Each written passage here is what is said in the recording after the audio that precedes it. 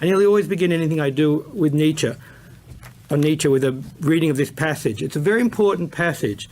It's from the Gay Science. It's passage 125. It's probably the most famous passage from Nietzsche. It's often referred to as the death of God passage, and you'll see why. Okay, it's called The Madman. And that's very interesting in a way, because he's making this great announcement, this very prophetic announcement, and yet it's a madman who's doing it. And what makes it doubly ironic is some years later, Nietzsche himself went mad. So it's interesting that Nietzsche has a madman make this great announcement, and you wonder how much Nietzsche identifies with this character.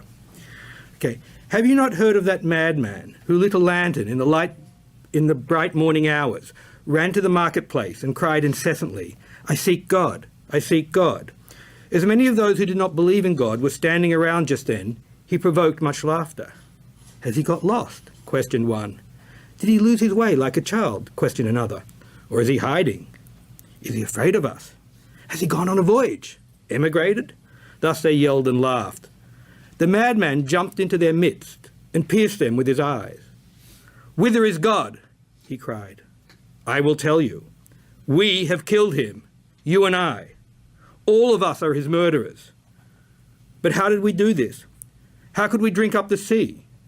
Who gave us the sponge to wipe away the entire horizon? What were we doing when we unchained this earth from its sun? Whither is it moving now? Whither are we moving? Away from all suns? Are we not plunging continually, backward, sideward, forward, in all directions? Is there still any up or down? Are we not straying as through an infinite nothing? Do we not feel the breath of empty space? Has it not become colder? Is not night continually closing in on us?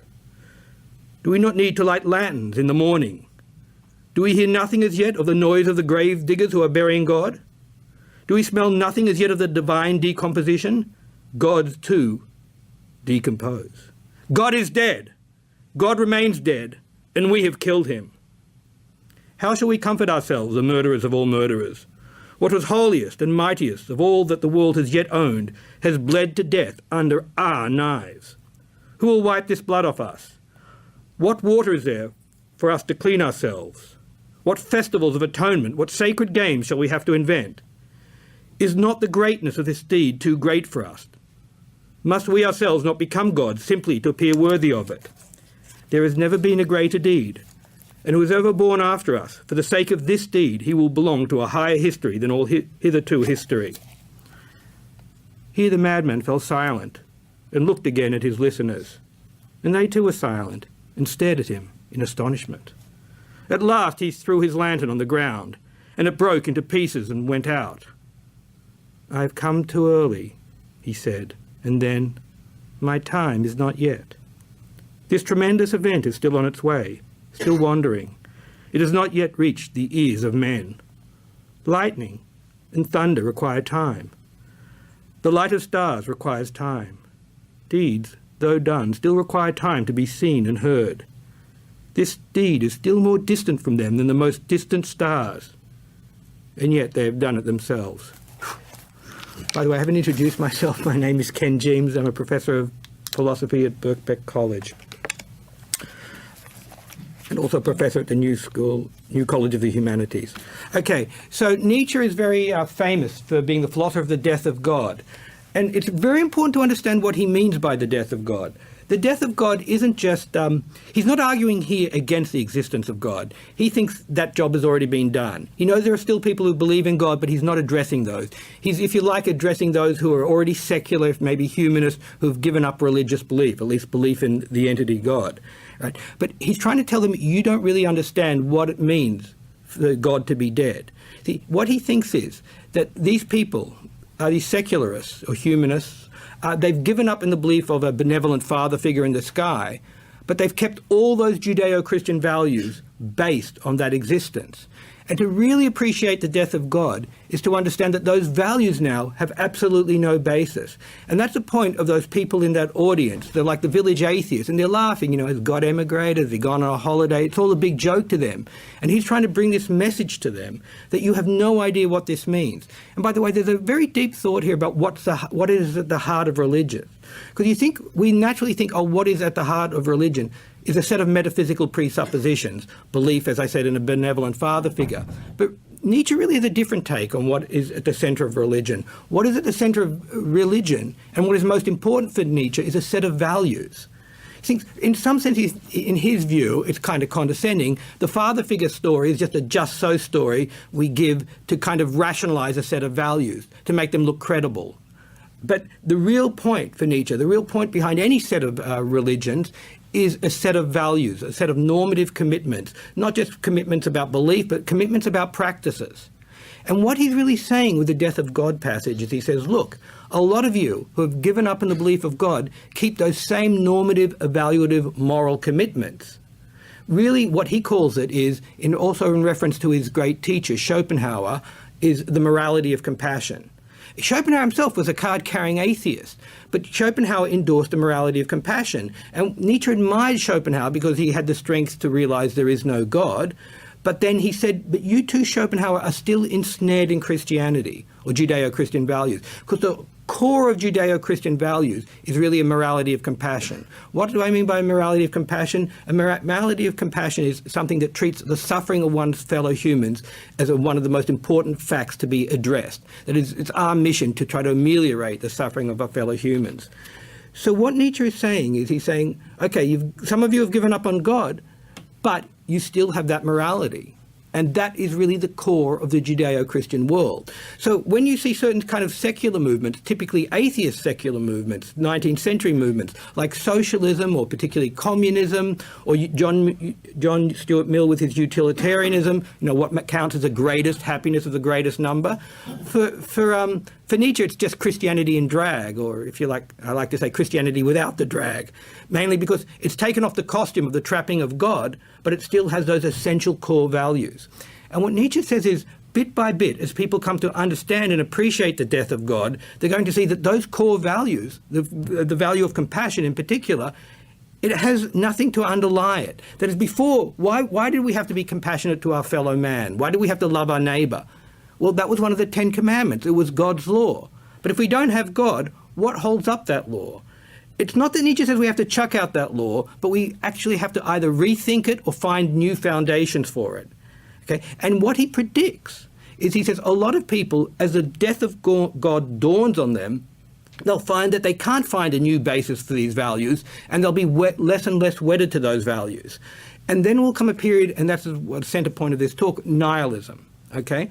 So nihilism is when you lose that external grounding for your values, and you find that your values have no grounding in particular, right? And you lose all hold on values. Okay? And actually, he's very prescient, Nietzsche. He called nihilism the history of Europe for the next 200 years. That's what he was predicting. He said, bit by bit, the message, remember those people, the ones who don't get it at first, the village atheists? He says, light from the distant stars takes time. So he's saying, okay, there are these people who have given up in the belief of God, but they've kept those values. But bit by bit, they're going to realise there's nothing undergirding those values, and those values themselves have now been brought into question. And he says, that's going to be the history of Europe for the next 200 years, that we're going to question those basic values. Okay? So let's take a first stab at what nihilism is. There's a very good book by a Nietzsche scholar called Bernard Regenster. I think it's called Nihilism and the Affirmation of Life. And Bernard introduces two forms of nihilism. The first form of nihilism is the most obvious form. It's what he calls, quite rightly, I think, the nihilism of disorientation. And you can see why. Disorientation. We've lost all values, so we're disoriented. I have to make a little digression here to say it's important that Nietzsche doesn't really believe we lose all values, okay? Because he thinks what life is nothing but a series of drives, bodily drives for hunger, drives to knowledge, sexual drives, whatever drives. This he kind of inherited from Schopenhauer. Schopenhauer tended to talk about the will. Where Schopenhauer talks about the will, Nietzsche talks about drives. And Schopenhauer's will was often meant in some kind of transcendental way. Nietzsche's is very naturalistic. The drives are totally embodied. But anyhow, we're a series of drives. That's what life is. And consciousness is just an offshoot from the drives. Very much like Schopenhauer, he says consciousness is in the service of the drives. Now, as long as you have drives, you're valuing, okay? So right now my thirst drives, as I always use the example, makes me value this Coke. It doesn't make me value this text in front of me, right? But my drive to be a good lecturer makes me value the text and not think that much of the Coke. So Nietzsche can't say that nihilism is the absence of values. As long as you have drives, you have values. What nihilism is the absence of overriding or totalizing values. That is, values that give meaning to all of life, all of existence. Right? When you think about it, well, Christianity clearly does that, right? All of life, all the world is valuable because it's God's creation. It's part of His providential plan, which will end with the second coming and the ascension, or whatever version of Christianity you might have. The utilitarian values the world because the world is a means towards man's happiness, a sunum bonum, okay? It gives a meaning to all of existence, okay? So Nietzsche can allow that even in the absence of God, we can still have, if you like, piecemeal values, the values that our drives assign things. But what we lack is overriding values, and a valuative structure that gives meaning to all of existence. And actually, Nietzsche makes a wonderful point in the third essay of what is now his most popular book at university courses, that's The Genealogy of Morals. In the third essay, in section 28, he says, kind of contra Schopenhauer, he says, people have thought that the problem is the problem of suffering. But the problem of suffering is not man's great problem. He says man will even take on suffering. He will even seek it out. The real problem that faces man is the meaninglessness of suffering. So contra Schopenhauer said, look, the big problem is suffering. Nietzsche says, no. Humans don't mind suffering. As he says, they'll even seek it out. The real problem is that we as humans desperately need to find meaning in the world. And that's what religion gives us. Religion gives us meaning. That's what utilitarianism, that's what communism, they give meaning to our lives. And that's what we really search for. So what nihilism is nihilism is the absence of those values that give meaning to existence and give meaning to our lives, okay? So that's our first stab at it. That's the nihilism of disorientation. That is, there are no ultimate values that can give meaning to all of existence, okay? Now, actually, Regenster, in that book I mentioned, Nihilism and the Affirmation of Life, it's probably not the right title. I'm not great at remembering titles. He actually has a master argument to say there must be more to nihilism than merely disorientation. And here's his argument. His argument is that Nietzsche continually says that Schopenhauer, his predecessor, was fundamentally a nihilist, okay? But Schopenhauer is a very, very pessimistic philosopher. I'm not going to go to the full story of Schopenhauer's pessimism because it's rather complicated, but the short version is that Schopenhauer said humans are always going to be suffering because we're always at the behest of the will, what Nietzsche would later on characterize in terms of drives, and we're always willing something. And when we will something, I will a coffee right now, I could do with it to perk me up a bit. If we will something like a coffee, that means we lack a coffee. And if we lack it, that's kind of in some sense painful. It's something we don't have, something we'd like to have. We feel regret. We feel, if you like, some kind of sorrow, pain, whatever, depending on the object that we're specifying as the lack. Okay? And what Schopenhauer says is, look, we're always lacking something. That's when we have a desire or will towards it. And that causes some degree of suffering, small or great.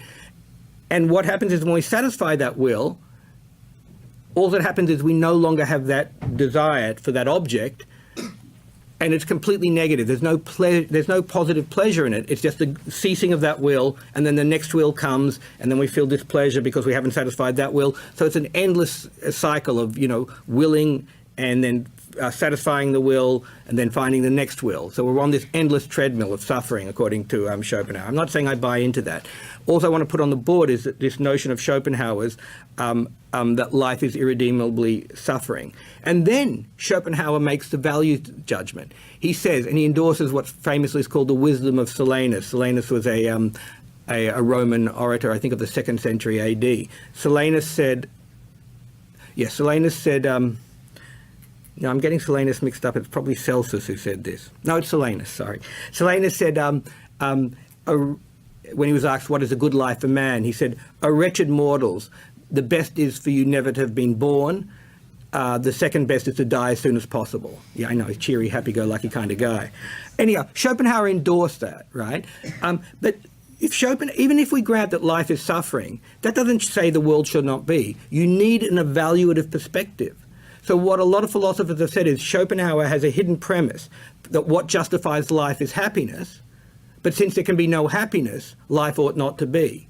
But that means he can't have disorientation, because remember, disorientation was the belief that there are no ultimate values. But Schopenhauer's an ultimate value, happiness, or the predominance of pleasure over pain, or something of that calculus effect. So Schopenhauer is not disoriented, he's just, if you like, pessimistic. So Regenster introduces a new form of nihilism. He says, look, there is disorientation. That is a nihilism that says there are no ultimate values. But there's also something called the nihilism of despair. Despair is the belief that there are ultimate values, but they cannot be realized, which is exactly Schopenhauer's position. Okay, so now we've got two nihilisms on board. And I think it's fair enough to say that Nietzsche does characterize Schopenhauer as nihilist, and he does have this other form of nihilism, that is despair. Okay, but I've got a couple of questions. First of all, the first question is, look at disorientation and despair. Disorientation is the claim there are no ultimate values, right? Despair is the claim there are ultimate values, but they cannot be realized. Okay, well, they say opposite things. One says there are ultimate values, one says there are no ultimate values. How can these two opposites be the same thing? So Regenster has a problem there. He has some other problems, but I want to cut to the chase. I want to get to the really, really big problem. The really big problem for Regenster's take of nihilisms, both his nihilisms, is the following. Right? Nietzsche says again and again that Christianity or Judeo-Christian values are intrinsically nihilistic. I'll give you a quotation from The Antichrist, sections 18 to 20. The Christian conception of God, a declaration of hostility towards life, nature, will to life. That's important for me, that it's a declaration of hostility towards life. I'll come back to that. They, that is Buddhism and Christianity, belong together as nihilistic religions. And then later on, from his notebooks of the same period, he says, Christianity is a nihilistic religion. It denies nature and the will to life. Okay, so here we have a huge problem. Christianity, he says, is intrinsically nihilistic. Okay, but you'll notice the Christian has neither disorientation. The Christian clearly has ultimate values. The ultimate value is God's providential plan for the whole of existence, right? And he doesn't have despair, because even if he thinks his values can't be realized in this world, they're going to be realized in the next world. Okay? So the Christian has neither disorientation nor despair. So now we have a huge question. Why does he call Christianity intrinsically nihilistic? Okay, there is one little defense you could make. You could say, oh, that Nietzsche thinks Christianity is going to lead to nihilism. The argument would be, and Nietzsche does say this, he says, look, Christianity enshrines a very strong will to truth, because truth is God's word, and we have to respect God's word, we have to respect the truth. In the next lecture, I'll be talking a lot more about what Nietzsche has to say about the Christian and the secular will to truth. But anyhow, the argument would be, oh, Christianity enshrines a will to truth, and it's a will to truth that eventually comes to get us to see that God does not exist, and that's what leads us to nihilism. So that would be a story about how Christianity leads to nihilism. But that is not what the text says.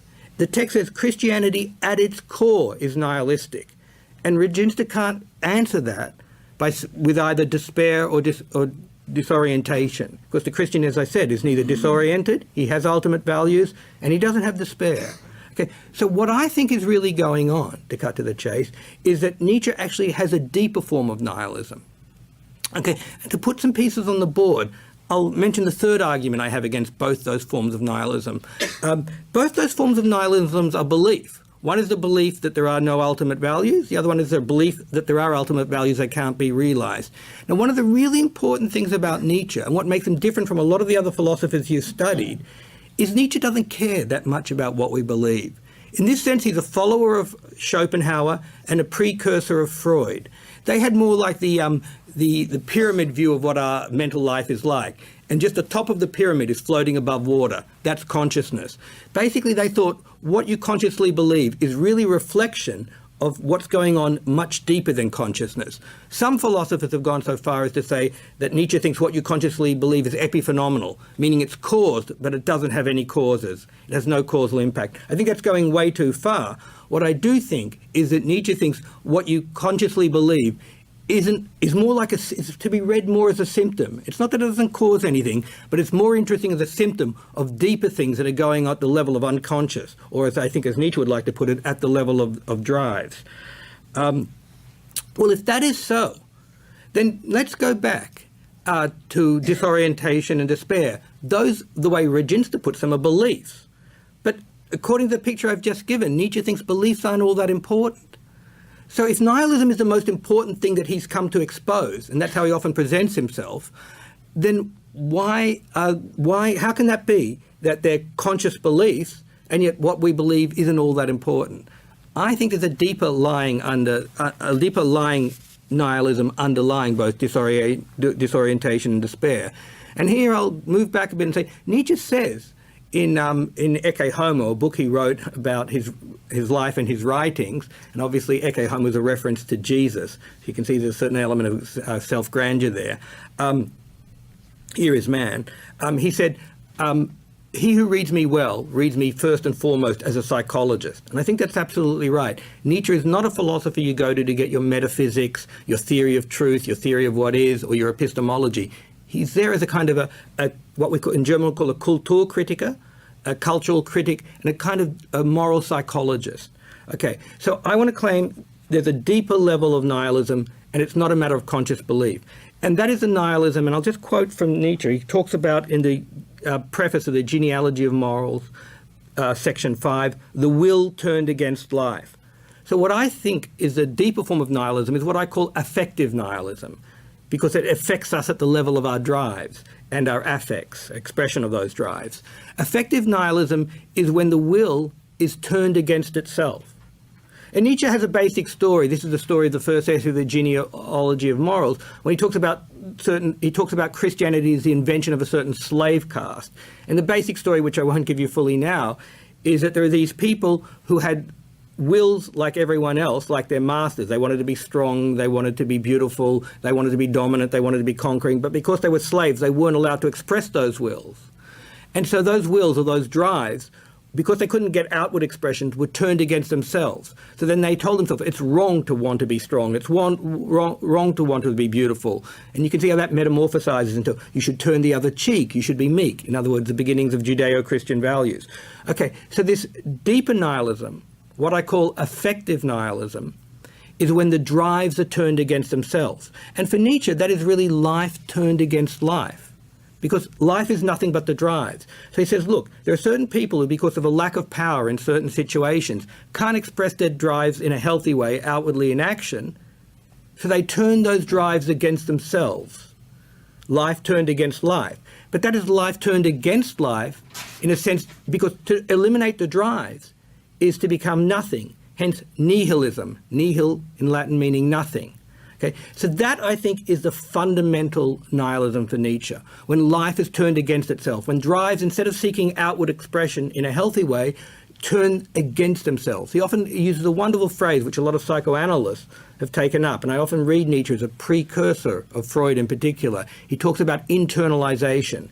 The idea is to oppose externalization, drives acting in action, like the nobles, he's thinking of the Greeks or the Romans perhaps, when they have a desire, they act it out. When Achilles is mad about the death of Patroclus, he goes and kills Hector. He expresses his anger very directly. But slaves can't do that. If they're angry at their master, they can't express their anger on the pain of death, so they repress it, they turn those drives inwards. And the drives turn against themselves, so that the Christian moralizes. See, it's one thing, it helps to put on board two different notions. There's repression and suppression. You can suppress a drive by telling yourself, look, like right now, I'm suppressing my drive to a cup of coffee. I mean, I'll answer to that drive when the break comes. But I'm saying, look, I've got to be responsible, finish here, and do my lecture. I'm perfectly aware of my drive to have a cup of coffee. I don't say it's a bad drive. I just say, I'm just not going to act on it now. That is suppressing it, right? But repression is something different. Repression is when you, in a sense, moralize. Nietzsche has a wonderful phrase, moralic acid. It's when you moralize in yourself, you don't just say, I'm not going to act on this drive. You say, I'm wrong to have this drive. Humans shouldn't have this kind of drive. This drive is an affront to God. Well, that's what a lot of Judeo-Christian values do. Like we have various aggressive drives, says Nietzsche. We have various sexual drives. And religions tell us those drives are an affront to God. Those drives are wrong. We shouldn't even have those drives in the first place. So that, for Nietzsche, is the beginnings of a pathology. That is the beginnings where you disown life. And here's a wonderful phrase in the Genealogy of Morals where he says, we become strangers to ourselves. And the meaning of that, and I think that's the real meaning of Nietzsche's Genealogy of Morals, is that we disown certain parts of ourselves, certain drives, so that they become split off to the point that we consciously don't even recognize we have them. We lie to ourselves and say, no, I want to love my neighbor. I have no aggressive impulses. Nietzsche thinks we're actually confused. He thinks both of that is part of us. Yes, there's a part of you that wants to love your neighbor, the conscious part that's been indoctrinated, but there's another part of you that wants to be aggressive to your neighbor, and hence you become split in that beautiful phrase, strangers to ourselves. Okay, so if we've got on board this notion of nihilism, the basic form of nihilism, what I call affective nihilism, as you turned against yourself, or your drives turned against yourself, but you is good enough, because I think Nietzsche identifies you, the I, not with your conscious thought, but with your drives, but that's a matter for another talk. With your drives turned against yourself, that's the fundamental aspect of nihilism that Nietzsche is really interested in. Now, if we think like that, we answer a few of the objections I had to Regenster. First of all, nihilism is not a doctrine. It's not a belief you hold, right? Like the Christian doesn't consciously hold nihilism, but it's something about your very psychological makeup. So it explains, it has a form of nihilism that doesn't have it as a conscious belief, which fits our criticism that Nietzsche wouldn't say a fundamental problem is at the level of belief. Belief are more a reflection, a symptoms of deeper down problems.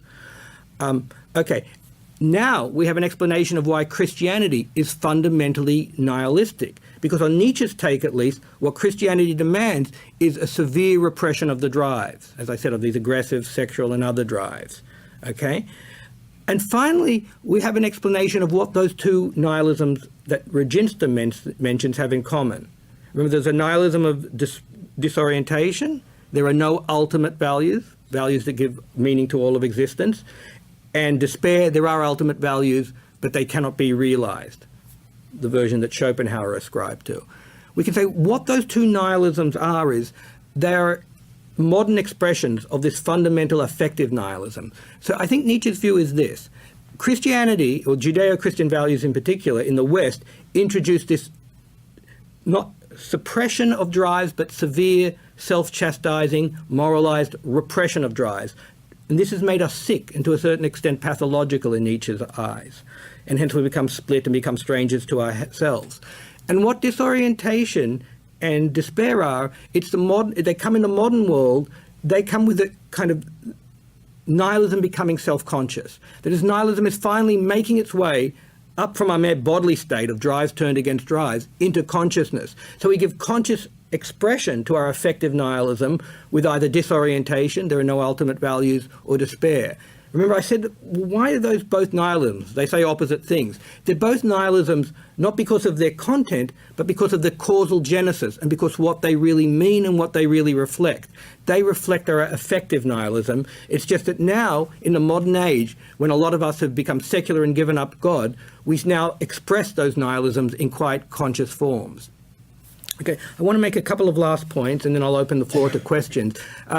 It's important to see that Nietzsche is not in favor of nihilism, right? And you remember in that passage, the God is dead passage, he says, what must we do to become worthy of the deed, the deed of killing God? Must we not become God?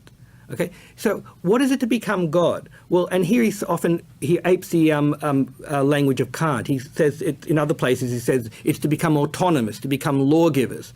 So the idea is, for Nietzsche, is that before we had this external authority giving us a law, and those of us who are strong enough to live through nihilism get beyond it. And Nietzsche said of himself, I'm the first person to live through nihilism and get beyond it, they'll be able to give themselves their own values. They'll become their own authorities. They won't need an external authority. And here Nietzsche is in some sense a precursor of the existentialists, people like Sartre, who hammered on this point that you have to become your own authority. Okay, so Nietzsche on the descriptive side is just saying that nihilism is what is going to be the history of Europe for the next 200 years. He's not endorsing it, he's just saying it's a historical inevitability. Now, there are a whole series of Nietzsche interpreters, namely the postmodernists, who think, in some sense, Nietzsche is endorsing it. They agree with Nietzsche on the descriptive side. They say, look, we moderns, we've lost the idea of external authority. Lyotard, a very famous postmodernist philosopher who wrote this famous book called The Postmodern Condition, says postmodernism is an incredulity towards all meta-narratives. Meta-narratives is like a story of what creation is about, like the providential story of God's creation, or what existence is all about. The utilitarian's idea that what we exist for is to increase the greatest happiness of the greatest number. Okay, so Lyotard says we become completely skeptical of all those stories, right? And he says, but in response to that, he says we should become ironic. We don't take any story seriously, and we just play and we move from story to story as it suits us. Now, in fact, that is a deep form of nihilism, no ultimate values. And Nietzsche actually, in some sense, predicted this. He was very prescient. He said that's what was going to happen with weak people. When weak people realize there is no external authority, what they're going to do is they're going to become completely ironic. They're going to feel like they're epigones, this is the end of history, whatever, and there's no story we need to take seriously. And Nietzsche did not endorse that. That is the difference between him and the postmoderns. The postmoderns seems kind of happy that there's no ultimate authority, and they say we shouldn't give any authority to anything. Whereas Nietzsche says, look, those people who are strong enough, and the list is very small, and he always puts himself on the list, hence ecce homo. He says those people will be able to create their own values. And that's the challenge he puts out to us moderns. He says, look, once you've realized that there are no external authorities, you'll go through this period of nihilism, you'll say there are no ultimate values, but those of you who are strong enough will be able to create your own ultimate values. And on that happy note, I think I'll stop and open the floor to questions. At the back.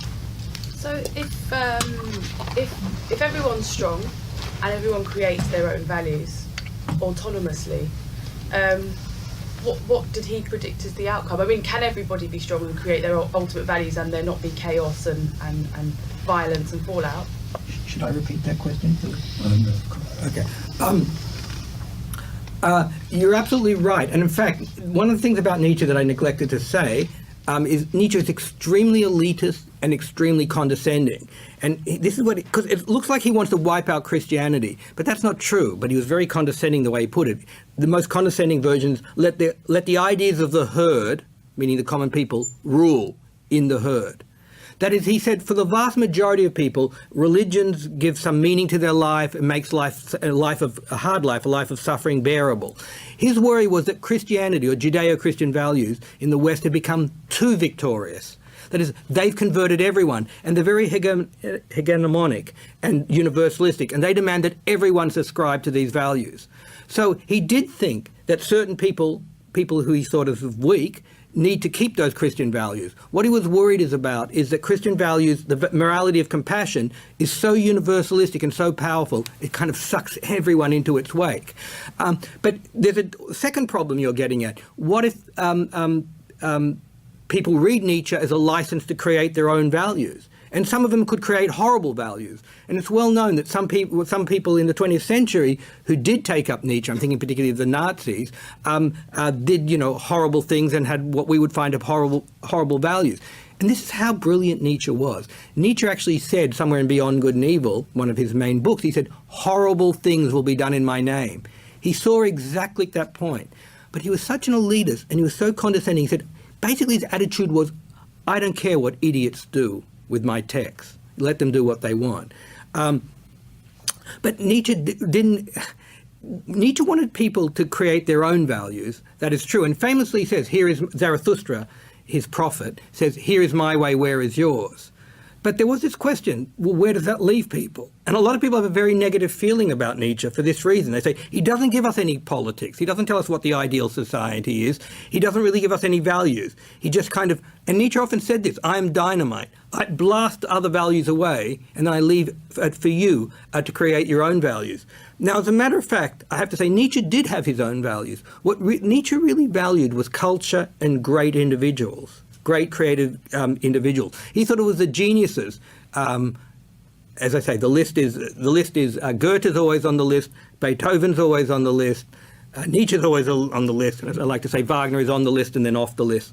It's these great geniuses that move culture along. And what Nietzsche really wanted to do with his text is to free up these individuals from the constraints of a morality, of a moral religious worldview that he felt constrains them from realizing their true potential. So, and I always like to say this, that Nietzsche's ideal readers were not members of the herd, including philosophy professors, of which he had a very low opinion. It was the great creative geniuses. But if you look at the history, those have been the people who really got the most out of Nietzsche. I mean, there are tons of brilliant people, authors I can think of, mainly people in the German tradition, the poet Rilke, Thomas Mann, the author, Hermann Hesse, but also in England, D.H. Lawrence.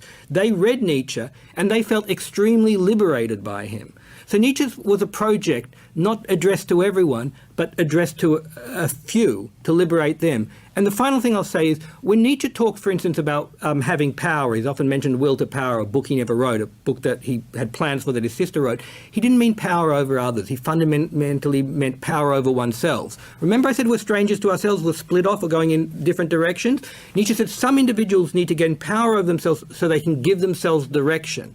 That is what he really cared about. That's the ultimate exercise of power that he cared about. But yes, horrible things will be done and have been done in his name. I think there's a question here, and then we'll go that way. Yeah. Yeah. Just so with the God is dead, he's projecting a nihilism, or he's predicting a nihilism that's going to happen for the next 2 centuries. He says. Mm-hmm. But isn't that a liberation from the self-defeating nihilism that exists in the fear of God? Are there two distinct things? Yeah. Yes, you're right. Well, first of all, there are 2 distinct things, because one can be just the nihilism. The fundamental nihilism he would like to address is the drives turned against each other, right? Now, he does think people who have accepted the death of God, like the utilitarians, etc., who care about happiness, who are involved in the morality of compassion, can still have that effective nihilism. Okay, but I think the really important point you're getting at is that I said Nietzsche doesn't endorse nihilism. I really should have said maybe Nietzsche doesn't endorse nihilism as an end state, but he does see it as kind of a necessary condition we need to get through. That is, we have to go through a particular disorientation and despair so we can address the underlying nihilism. Right? But it's really addressing the underlying nihilism that he wants to do, that is, that effective nihilism. And he famously says, I think it's in Daybreak, or Dawn as it's sometimes called, we have to think differently in order one day, perhaps long in the future, to feel differently. So the idea is we'll give up, we'll create values of our own kind, and maybe we'll do that consciously, but one day this will we'll get to the deeper level, the effective level. So it'll be a long and painful process. It's a long and painful process. One. Hopeful. Yeah. See, if what happened is we go through nihilism and we just end up at postmodernism, that would not be a happy result for Nietzsche. What he wants is people who can create strong values, and this is what's really important, back those values with their drives. That is, their drives will be expressed fully in those values, and their drives will not be aimed at merely suppressing themselves. That's what he hopes and that's why he has the model of the artist, because he thinks the artist, I'm not saying the artist is always his model, artist is more the model in the early work. In the latter work it seems to be the philosopher, obviously self-aggrandizement involved here, but he has this idea of a philosopher who uses his drives to express them in outward action in creation of great works of art, like the books of the texts that he created himself. Sorry, there were questions up there, yeah. In reading Slavoj Žižek's interpretation of Christianity, he sort of seems to argue that Christianity is almost like the the only method to attain true atheism. That Jesus is almost God's way of removing himself as the big other, and thus we're sort of faced with what he calls the precipice of freedom. In terms of the end of ideology, I think you mentioned the end of ideology, the end of history. Yeah.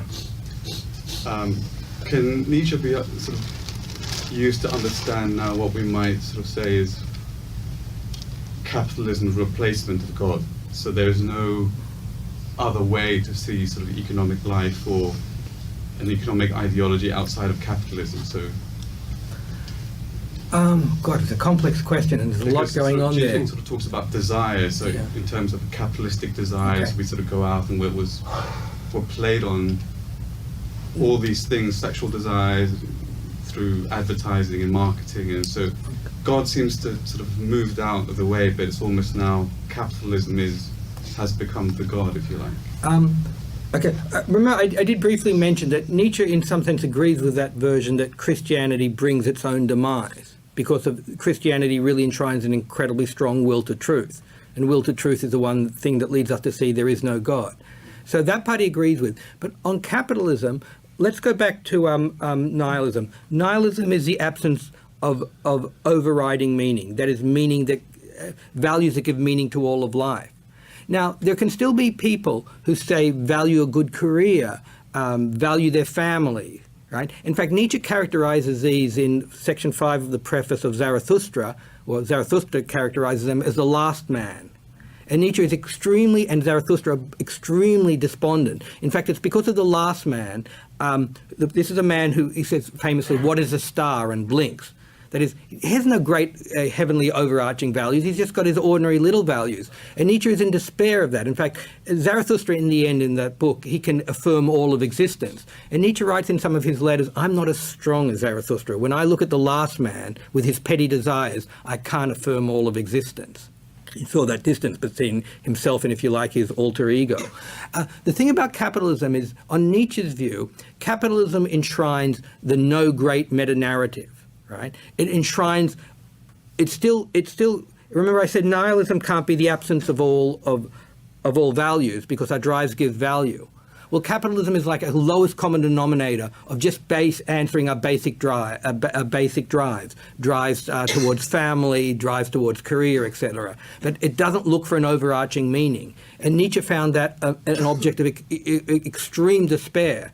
And some people have argued, my colleague Simon May has argued brilliantly, to say, in the end, Nietzsche was still a Christian, because it's fundamental to Christianity, or it's fundamental to religion, to look for a value that gives meaning to all of existence. Why can't we learn to live without a meaning to all of existence? Why can't we just have our petty drives, a drive for a family, a drive for a career, a drive for a better job, whatever, a bigger car or whatever?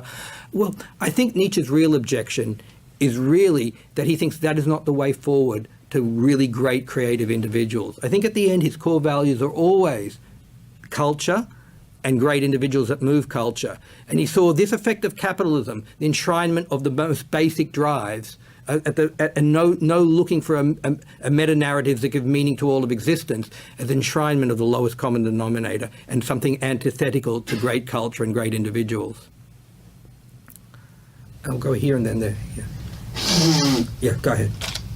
Yeah, sorry, my eyes moved a bit so one quick strangely. question. With regards to these strong people that he referred to, is that called the Übermenschen?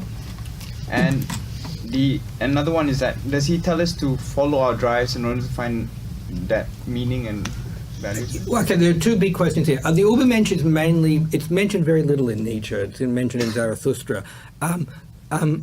The best way to think of the Übermensch is, as a scholar, John Richardson, a Nietzsche scholar, in his book Nietzsche System said, he said, look, Nietzsche, when he talks about masters in the genealogy, he talks about people with very limited drives, but they're expressed directly in action. Whereas we moderns, who are much more interesting than those masters, because we're a collection of drives, often conflicting drives, hence we're strangers to ourselves, we have parts of ourselves that are split off, we have drives going in, we're complex, which he admires, we make man interesting. He says, without the slave revolt, which is the institution of Judeo-Christian values, history would be too stupid a thing. We have a certain complexity, but at the price of being all over the place. I think the notion of an Übermensch is, as Richardson said, an Aufhebung.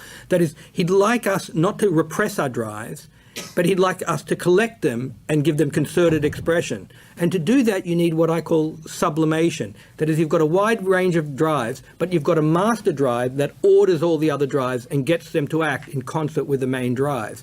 Now, you said, do we do it? Well, this is a big, big question about Nietzsche. Who does this? And I think, again, this is part of Nietzsche's story, following Schopenhauer, as a precursor of Freud, that he doesn't think it's something we consciously do. It's just some of us are lucky enough to have a very strong master drive, like maybe Leonardo da Vinci's master drive was to artistic and scientific creation, and that makes all the other drives subservient to it. But what Nietzsche is hoping to do with his text, and that is why he writes in this bombastic, incredibly strong rhetorical manner that moves so many of us, is he's trying to get us below the level of conscious. He's hoping one of these geniuses, or a nascent genius, Hermann Hesse, say, or D.H. Lawrence, will read his books and something in him will be liberated so that it can now find full expression and become the active master drive. Sorry, continuing on with drives. Early on, you were talking about drives and values with regard to Nietzsche. Would a biologist or a post-Darwinian say that drives have values, or would they say that drives are value-free? Well, I think the basic idea here is, I can't answer so much for the post-Darwinians. They certainly say the drives functionally impel us towards certain things. But the point I'm trying to get at is, on Schopenhauer and Freud and Nietzsche's view, we have conscious values, we even have unconscious values, but it's our drives that are the root cause of all these values. It's our drives that make us value things, right? I think it's also fair to say more directly, our drives value things, except the worry that turns them into little homunculi, little people, because we think of drives valuing as something that a conscious agent does. So if you're very much worried about the homuncular problem, which I think in the end can be answered, but I'm not going to do that here because it takes a long lecture, and say you can think, okay, maybe the drives don't directly value, but they are the cause of us valuing. Right? If I didn't have the drive, if I didn't have the hunger drive or the thirst drive, I just wouldn't value this Coke at all. And the point about, the point about Nietzsche is he thinks our drives are the seat of all our values and the ultimate cause of all our actions. This is in great contradistinction to Kant. Kant talked about if you're merely at the mercy of your drives, you're what he called heteronomous. You can't be moral. He said to be moral is to overcome your drives to a certain extent. It's to become autonomous and just to be if you like, a monster of pure reason. That you do something not because your drives impel you towards it, then you're not acting morally. You're only acting morally when you act purely because your reason tells you it's your duty to do X. But Nietzsche and Schopenhauer and Freud are all of the view that all your actions are ultimately, using Kant's language, heteronomous, driven by your drives. Thank you. Yeah. I wanted, in the same way that we kind of Democrats in the herd disagree about our values and take value from that very disagreement, did Nietzsche foresee that his geniuses would themselves disagree about their values and change the values accordingly? Well, Nietzsche actually, he railed against Socrates because he thought Socrates is one of these people who institutes the reign of reason, and he thought that was reason as opposed to it's more of the repression of the drives, that Socrates is one of these monsters of reason who says all you should use is your reasons and your drives are something to be scared of. So that's instituting a regime of repression. And at other points he says, in truth, no one is closer to me than Socrates. So what Nietzsche thinks is these great geniuses kind of are in conversation with each other. Admittedly, it's a one-way conversation because Socrates isn't listening to Nietzsche. But Nietzsche is listening to Socrates. And Nietzsche said this beautifully. He said, some are born posthumously. He was very worried about whether he'd ever have readers. His last 6 books he had to pay for their printing. But he was hoping to be genius in the future who would bounce off him. And what he wanted was, he didn't want them to accept him, just like he didn't accept Socrates. He wanted himself to be a point of departure from them. That is one of the reasons why he finds professors of philosophy boring. Because what does a professor of philosophy do? He tries to work out exactly what Nietzsche meant. That is not, Nietzsche didn't mind those readers. He realized that'll help keep his texts alive. But what really Nietzsche was looking for was people who would use Nietzsche's text, possibly deform it to find their own voices. If you're thinking of philosophers, think about Foucault and Heidegger, who both read Nietzsche and then kind of used Nietzsche to create their own ideas. So Nietzsche said this about what he called the masters. He said, a master values himself not by the slaves who's under his jurisdiction, but the other masters who he respects, who are worthy of him. Like Achilles doesn't want to fight a foot soldier or a slave. That's beneath him. They're necessary. He's not against them. He's not trying to eliminate them. We need them. But I get my value, says Achilles, by battling someone worthy of me, Hector. That is exactly how Nietzsche says. Nietzsche says of himself, he thinks if you have genuine self-respect, you find an enemy worthy of yourself. One of his enemies was Socrates. Another one is possibly Jesus / St. Paul, because he thinks St. Paul is the brains behind Jesus. Well, he can see, he's hoping that really the notion is the Greek notion of a gonal struggle. You make yourself stronger by struggling against someone worthy of you. Well, he hopes to be a force, a point of force that others in the future, worthy ones, will struggle against. One last question, and then I think we should break. Yeah. On denial of life and will turn against itself. Nietzsche, especially on the second essay genealogy, he goes on and on about the fact that what we are repressing is our animal instincts, our kind of violence, aggressiveness, which are natural in us as animals. But later on, like Freud and psychoanalysts, they tend to focus on sex as the fundamental animal instinct which we are repressing. Well, I mean, does Nietzsche actually talk about sex, or how would you combine the two things? Oh yeah, Nietzsche talks about repression of the sexual drive in the third essay of the Genealogy of Morals when he talks about the aesthetic ideal. But you're fundamentally right that Freud was possibly a monomaniac or possibly a duomaniac. At first he only seems to have libido as the fundamental drive, and then later on he has Thantos, the death drive, and most post-Freudians aren't very happy with the death drive in particular, the drive to become nothing. You'll notice that's an echo of Nietzsche, the will to nothingness.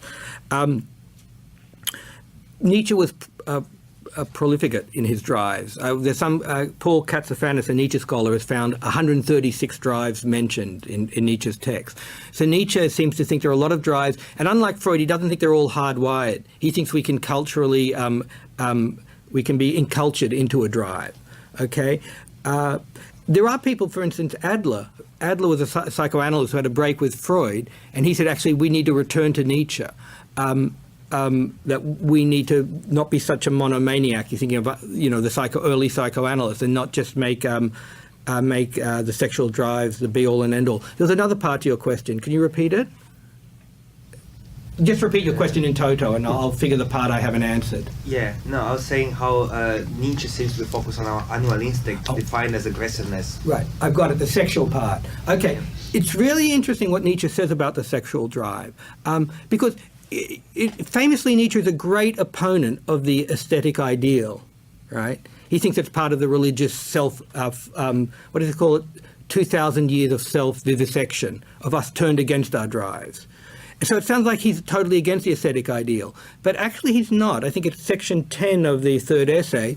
He actually talks about what do aesthetic ideals mean in the form of philosophers, right? And remember, think about this. I mean, he either had zero or very few sexual liaisons himself, right? And he was fairly aesthetic. He was, not impoverished. He was on a university pension, but he was wandering around in Sils Maria in the Engadine in Switzerland, or he was wandering in various watering holes, etc. He was very lonely. He kind of lived an aesthetic existence, right? So how can he be so against the aesthetic ideals? And this is a really important point in Nietzsche.